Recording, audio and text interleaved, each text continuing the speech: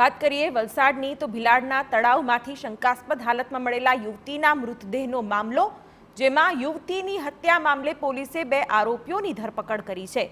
સિમેન્ટના થાંભલા સાથે બાંધેલી હાલતમાં યુવતીનો મૃતદેહ મળી આવ્યો હતો। મૃતદેહ ઉપર ઈજાના નિશાન પણ હતા। કપડાં અને ઘરેણાના આધારે મૃતકની ઓળખ થઈ। વાપી પાસેના તંબાડી ગામની રહીશ યુવતી ઘરેથી ગુમ થઈ હતી। યુવતી લગ્ન માટે દબાણ કરતા તેના પ્રેમીએ જ તેની હત્યા કરી નાખી છે। મૃતદેહને સગેવગે કરવા આરોપીના મિત્રએ મદદ કરી હતી।